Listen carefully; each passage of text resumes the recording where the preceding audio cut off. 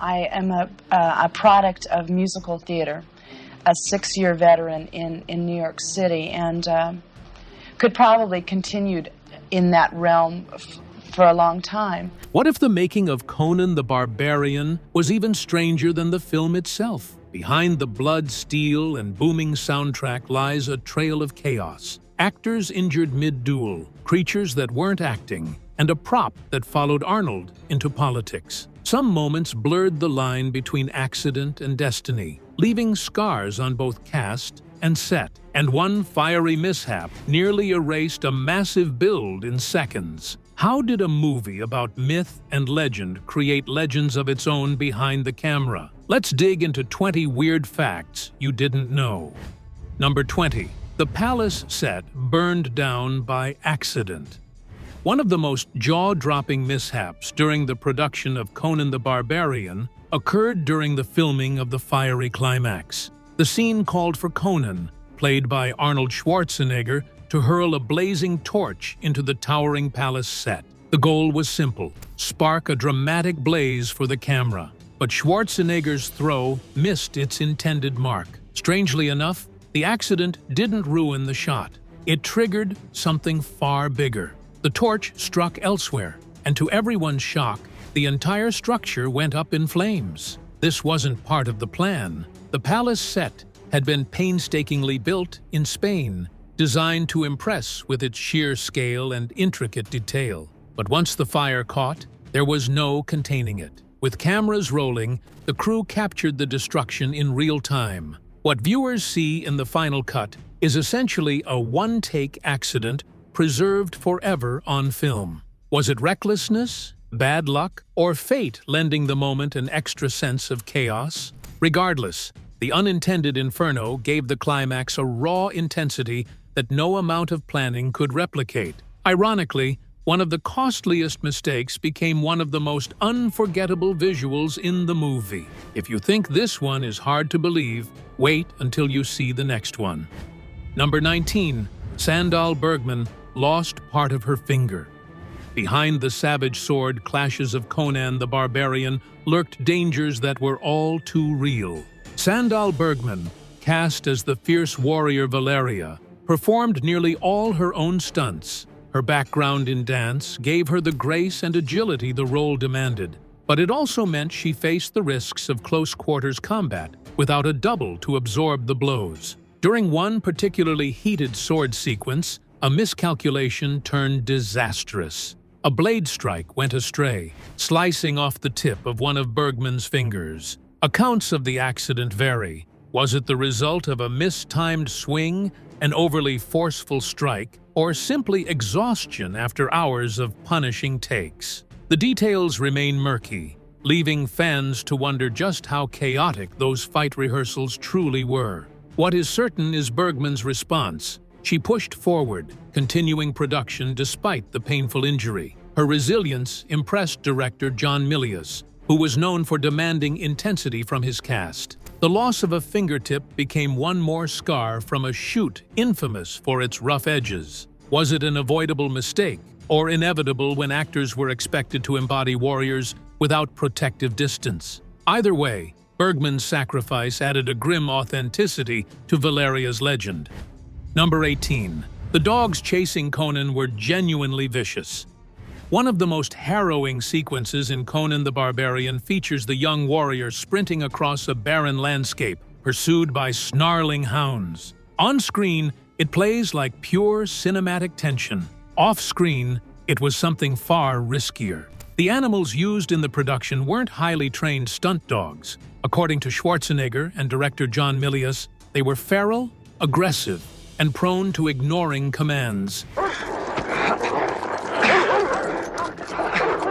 That meant, when the cameras rolled, Arnold wasn't merely acting. He was outrunning predators with teeth and claws aimed at him. Outtakes reveal just how close the danger came. In several shots, the dogs leap and snap at Schwarzenegger with startling force, tearing at his boots and even clawing his legs. Crew members reportedly had to plan each take carefully, knowing the animals could turn on handlers without warning. Was this a bold, creative decision to heighten realism, or a reckless gamble with the actor's safety. The fear etched across Schwarzenegger's face in those frames isn't manufactured. It's survival instinct caught on film. Watching it now, one can't help but wonder how many modern productions would risk their leading man in such conditions. The result, though perilous, gave Conan's desperate flight a terrifying authenticity. Number 17. Animal rights and environmental outrage. Conan the Barbarian stirred more than box office attention. It ignited real-world anger from activists. The American Humane Association, tasked with monitoring animal use in film, flagged troubling moments during production. The most notorious example remains the scene where Schwarzenegger appears to punch a camel squarely in the face.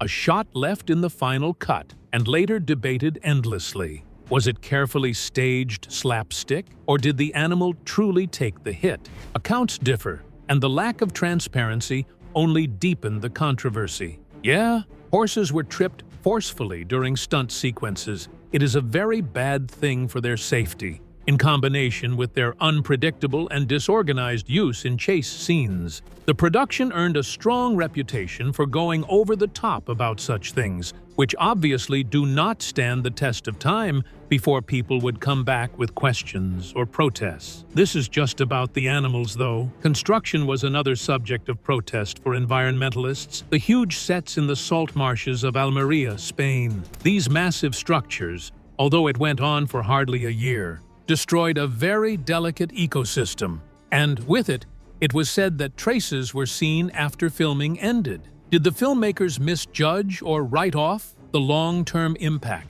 Place it in whatever phrase you want, the outrage resettled how the legacy of Conan bled itself into ethics that did not die with time. Number 16. The original cut was too violent even for producers. Director John Milius envisioned Conan the Barbarian. I'm John Milius. I'm a filmmaker, a historian, and a storyteller.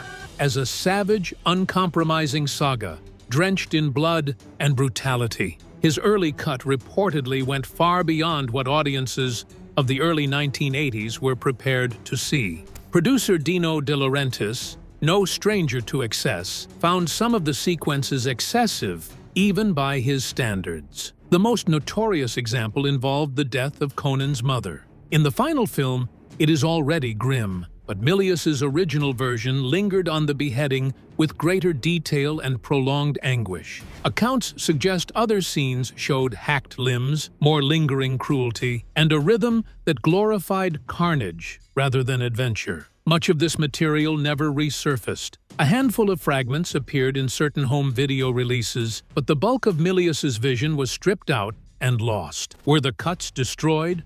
Or do reels still sit forgotten in a vault somewhere? Fans have long speculated about the possibility of a director's cut, though no official release has ever materialized. What remains is already a blood-soaked epic, raising an unsettling question. If this is the toned-down version, how extreme was the unseen film? The mystery fuels the legend as much as the surviving imagery. Number 15. Conan's first line is 24 minutes into the film. For a movie named after its central figure, Conan the Barbarian takes an unusually long time before letting its hero speak. Nearly 24 minutes pass before Arnold Schwarzenegger utters a word, and when he finally does, it becomes one of the most quoted lines in cinema history: "To crush your enemies, see them driven before you, and to hear the lamentation of their women." Crush your enemies, see them driven before you, and to hear the lamentation of their women. The moment cemented itself in popular culture, often repeated even by those who've never seen the film. Why the delay? Some argue it heightened Conan's mystique, letting his physicality tell the story before his voice broke the silence. Others believe it was a practical choice. Schwarzenegger's heavy Austrian accent in the early 1980s made studios wary of giving him too much dialogue. In fact, early drafts had him narrating the entire film, but the task was later given to actor Mako. Would the film feel the same had Arnold's voice guided the mythic tale from start to finish? Instead, the sparse dialogue made each line resonate more powerfully. By the time Conan finally spoke, the audience had been waiting, and his words landed like a blow from his broadsword. Simple, brutal, unforgettable. Number 14. Charles Bronson and Sylvester Stallone were considered. Before Arnold Schwarzenegger swung Conan's massive sword, the production team weighed other contenders for the role. Among them were two of the toughest names in Hollywood at the time, Charles Bronson and Sylvester Stallone. Bronson was certainly the grim, stone-faced enforcer of Death Wish. Charles Bronson, already a Hollywood tough guy, was on their list. But he looked like a veteran warrior hardened in battle. Stallone happened to be at the peak of Rocky, and both had lots of grit and gory determination. However, neither of them had the presence right for Conan. The breakthrough came when the producers watched Pumping Iron, the bodybuilding documentary in which Schwarzenegger exhibited not only his size but also his charisma and confidence. This was not a person who merely resembled a barbarian, but one who possessed the mythic proportions as described in Robert E. Howard's stories. Roger Ebert would later write that Schwarzenegger was not just cast as Conan. He was Conan. Wouldn't you wonder, though, what Conan would have looked like with Bronson's rugged stoicism or Stallone's intense, streetwise energy? Whether the film would have drifted more towards grim realism or ammo melodrama isn't known. In the end, however, it was Arnold's fate for a cult curiosity to assume the role that propelled him towards superstardom. Number 13. Schwarzenegger trained for 18 months. Becoming Conan demanded far more than raw muscle. Arnold Schwarzenegger, already a decorated bodybuilder, devoted 18 months Schwarzenegger underwent 18 months of training to a regimen designed to transform him from athlete to warrior. Beyond hours in the gym, his preparation included sword drills under martial arts instructor Kiyoshi Yamazaki, horseback riding across rugged terrain, and stage combat tailored for camera work. The goal was to move not only with force, but with grace, embodying a fighter who looked both dangerous and believable. Arnold possessed an innate charisma that permitted a degree of advantage, but even he underwent acting classes to polish his on-screen presence. He did supposedly grow his hair and not use wigs to give Conan a truly rugged look. By the time the shoot took place, he wasn't merely handling a weapon. He moved like a man that had lived with it all his life. Would it resonate the same way, given that he relies on his body alone and not with this grueling prep? Maybe months of sweat and discipline can indeed differentiate parody from legend. It paid off. Conan not just became a cult phenomenon, but also the moment Schwarzenegger proved he could indeed step beyond bodybuilding to carve an identity for himself in the Hollywood myth. Number 12. The film drew inspiration from many sources. Conan the Barbarian may look like a straightforward sword and sorcery tale, yet its DNA is stitched together from a mosaic of influences. Director John Milius, a lifelong admirer of Japanese history, wove in elements from samurai culture and even Japanese ghost stories. The haunting tone of Masaki Kobayashi's Kwaidan is often cited as a key reference point, lending Conan's world a sense of myth and foreboding rather than simple fantasy adventure. Today, the same words overhanging the visual language of the film owe more to Frank Frazetta. He had boldly portrayed muscular warriors and shadowy landscapes, which already defined the popular image of heroic fantasy. In fact, many shots of the movie are almost direct mirrors of his canvases. As gleaned backward, the plot roots from Robert E. Howard's pulp adventure stories, though Milius borrowed in addition from later pastiches with L. Sprague de Camp and Lynn Carter. Among them, The Thing in the Crypt. Lessening this dimension, however, was the production designer Ron Cobb adding Egyptic iconography, Celtic and Nordic architecture, and even Mesoamerican structures. The end result was that fabulous world which felt lived in, ancient and weirdly familiar. This now appears intentional eclecticism, so that within Conan's universe, One might think of such things being stitched from many civilizations' myths. This effect endures. Number 11. References to Genghis Khan.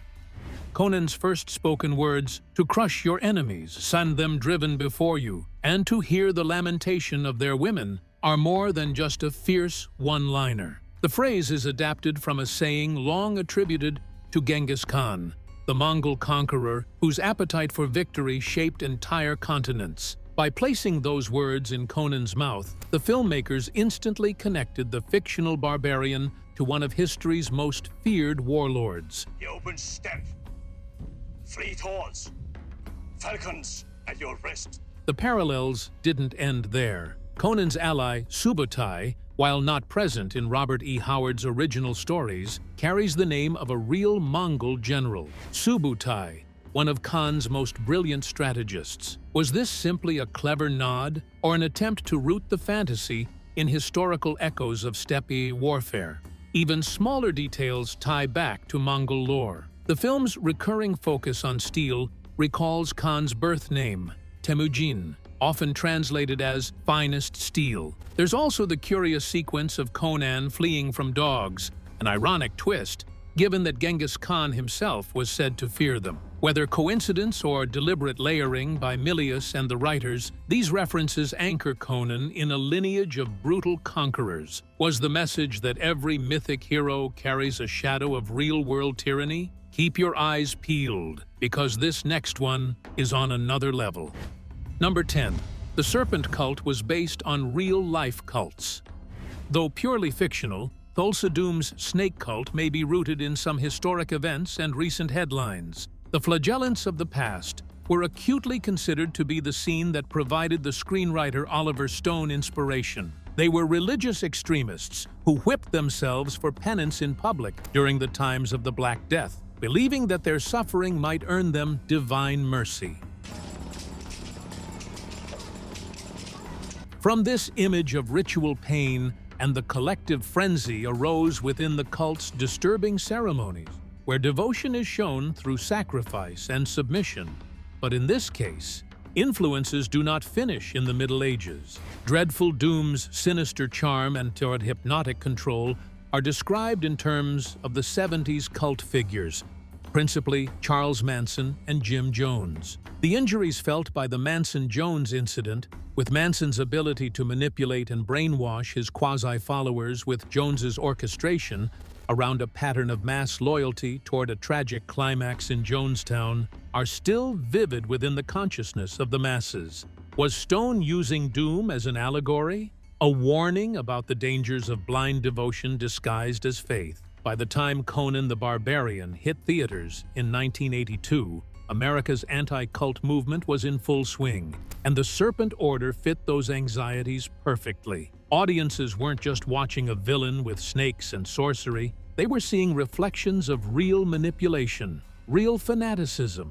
Perhaps that is why Doom's cult remains unsettling. It feels less like fantasy and more like history repeating. Number 9. The original script was post-apocalyptic. Before John Milius reshaped Conan the Barbarian into a mythic sword and sorcery epic, the project rested in the hands of Oliver Stone. His draft bore little resemblance to the final film. Instead of an ancient quasi-historical setting, Stone pictured a grim post-apocalyptic future where remnants of sorcery clashed with fragments of advanced technology. The vision leaned closer to Mad Max than to Robert E. Howard's Hyborian Age. Reports suggest the script included grotesque mutants, sprawling battles against hybrid creatures, and armies so vast they would have required groundbreaking special effects. The budget estimates ballooned to over $70 million, an astronomical figure for the early 1980s. Studios balked, forcing the idea back to the drawing board. Was Stone's script too ambitious, or simply ahead of its time?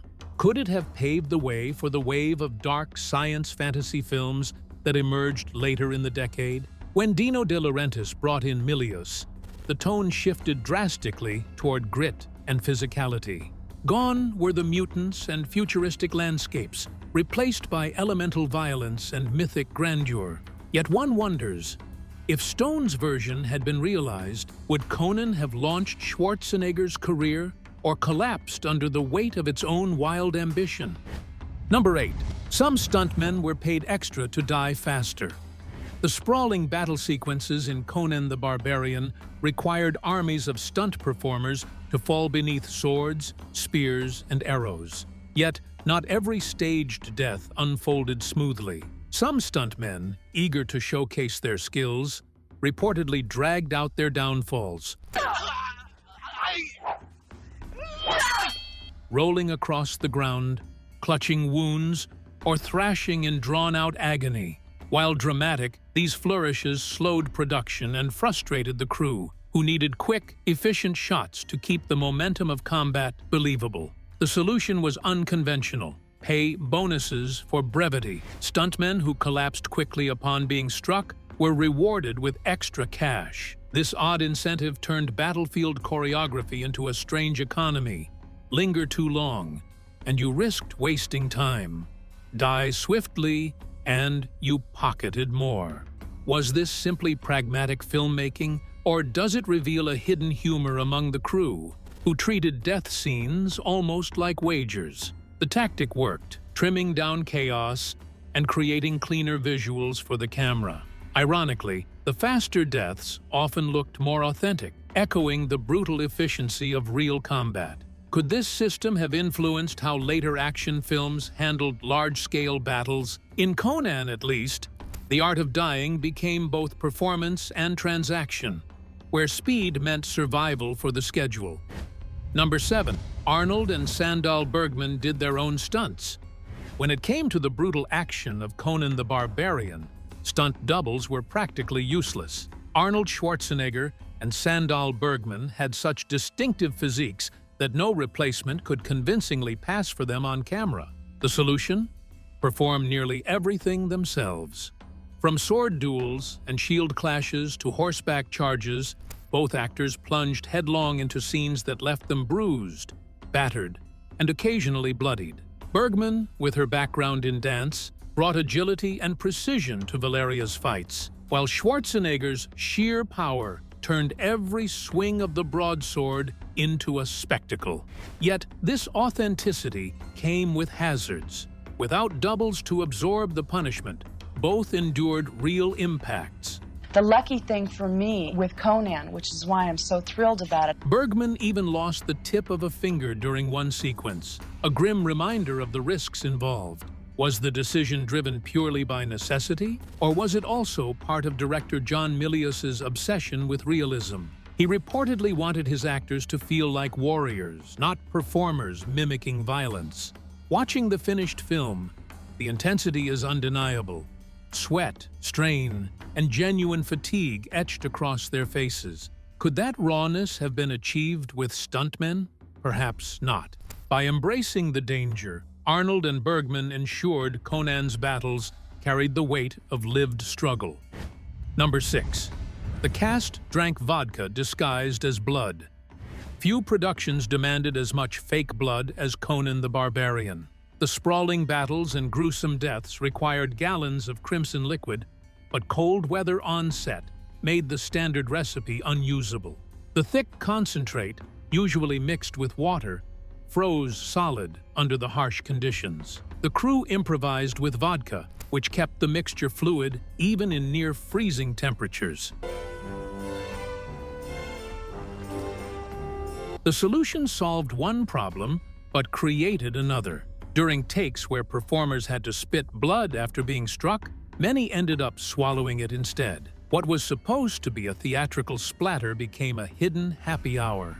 Accounts suggest some actors even began requesting fresh batches more frequently, whether out of necessity or perhaps curiosity about the side effect. How much of that notorious intensity on screen was fueled by method acting, and how much by unintended intoxication? The strange workaround added an unexpected layer of chaos to already punishing shoots. Imagine the difficulty of swordplay, horseback riding, and elaborate choreography while nursing a surprise buzz.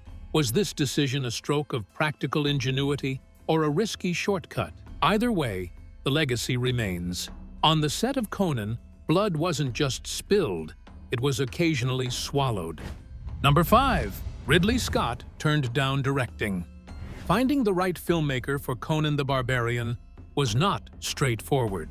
Oliver Stone wrote the earliest draft and initially wanted to direct, but studios balked at trusting him with such a massive production. For a brief time, Stone was even paired with effects specialist Joe Alves as a potential co-director, though that idea fizzled quickly. The search then turned to Ridley Scott, fresh off his success with Alien.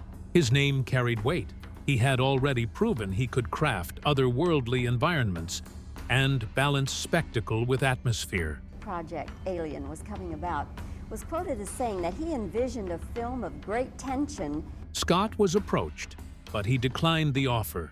Why? Some suggest he was already preparing Blade Runner, while others speculate that he simply wasn't interested in the barbarian mythos. Had he accepted, would Conan's world have resembled the rain-soaked, neon-drenched dystopia of Los Angeles 2019? Or perhaps something closer to the gothic textures he later showcased in Legend? Instead, the project eventually landed with John Milius, whose fascination with warriors, steel, and myth gave the film its distinctive tone. Scott's refusal altered the course of Conan forever. One wonders if Schwarzenegger's breakout would have looked different under Scott's meticulous eye, or if the film might have leaned towards surreal beauty rather than brute force. Number 4. Milius wanted Arnold to narrate.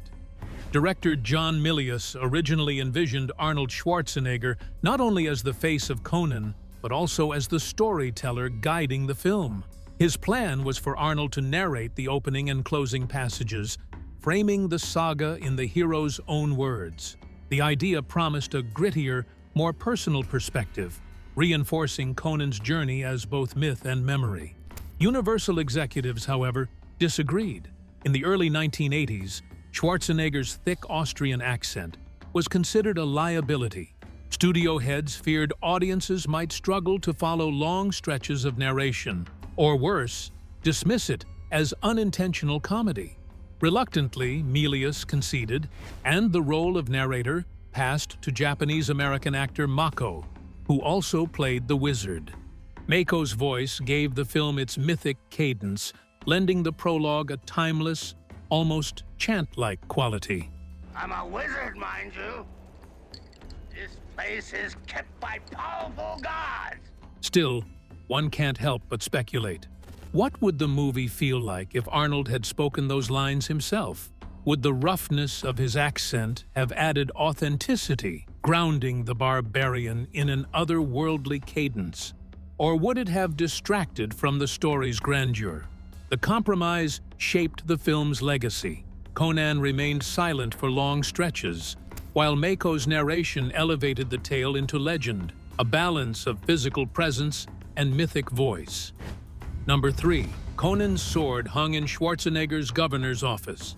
Props often disappear into warehouses after filming, but Arnold Schwarzenegger kept one of Conan's iconic broadswords close at hand. Following the success of Conan the Barbarian, he took possession of a screen-used blade as a personal memento. Decades later, when Schwarzenegger became governor of California, visitors to the state capitol in Sacramento could spot the sword mounted prominently on the wall above his desk. For Arnold, the weapon symbolized more than a film role.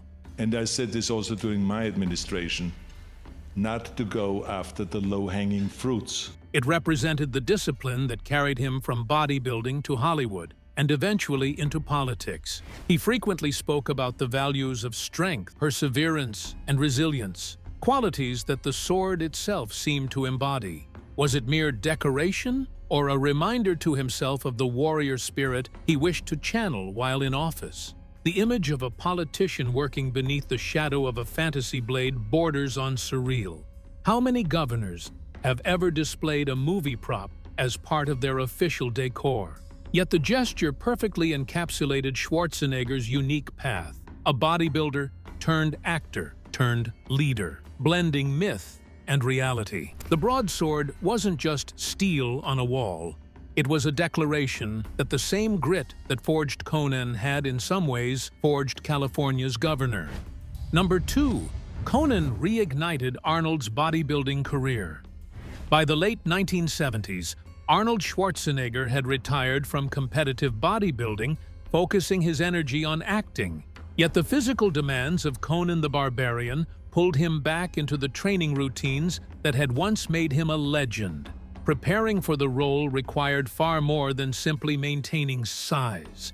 Months of heavy lifting, sword drills, and endurance work reshaped him into peak condition. Broad, defined, and larger than most competitors still active in the sport. This transformation did not go unnoticed. In 1980, Schwarzenegger returned unexpectedly to the Mr. Olympia stage, a contest he had previously left behind. He won the title for the 7th time, though the decision sparked controversy among fans and judges who felt his comeback was rushed and that other competitors were overlooked. Would Arnold have entered the event without the rigorous conditioning demanded by Conan? Many believe the role reignited his competitive fire. Crush your enemies, see them driven before you, and hear the lamentation of their women. Tempting him back for one last victory. The win remains debated, but its connection to Conan is undeniable. A character forged in steel and blood inadvertently pushed Schwarzenegger to reclaim his throne, however briefly. The line between performance and reality blurred. Was he training to play Conan, or had he become him once more? Wait until you see our number 1 pick. It will change the way you see this movie. Number 1. The tomb was originally Atlantis. One of the most memorable moments in Conan the Barbarian comes when the warrior stumbles upon an ancient tomb, retrieving the broadsword that becomes his signature weapon. In the finished film, the crypt is eerie and timeless, but in Oliver Stone's early draft, it carried an even grander backstory: the ruins of Atlantis. By tying the sword to the fabled lost civilization, Stone sought to elevate Conan's destiny, suggesting his weapon was not merely forged steel, but a relic of myth itself. The Atlantis connection never made it into John Milius's final version, though traces of the concept linger in the atmosphere of the scene. The skeletal king seated in the tomb still radiates a sense of forgotten grandeur, hinting at a civilization wiped away by catastrophe. What is best in life? The open steppe, fleet horse, falcons at your wrist. Why was the Atlantis idea abandoned? Budget constraints? Narrative focus? Or perhaps producers feared audiences might view it as too fantastical for a story grounded in primal violence. Robert E. Howard's stories occasionally referenced Atlantean legacies, so Stone's idea wasn't without precedent. Had it survived, Conan's sword might have carried the weight of an entire lost world. Instead, the film leaves its origins ambiguous, an artifact of mystery rather than a confirmed myth. That ambiguity may be the reason the scene resonates so strongly. It lets the audience project their own legends onto the blade. In a way, the sword became not just Conan's weapon, but a symbol of every forgotten empire lurking in the shadows of history. And that's our countdown of the strangest behind-the-scenes stories from Conan the Barbarian. Which fact shocked you the most? Drop your thoughts in the comments. I'd love to hear them. Don't forget to hit the like button if you enjoyed this breakdown, and subscribe so you never miss the next deep dive into cult cinema. And if you're ready for more, click the video on your screen right now. We've got another wild story waiting for you.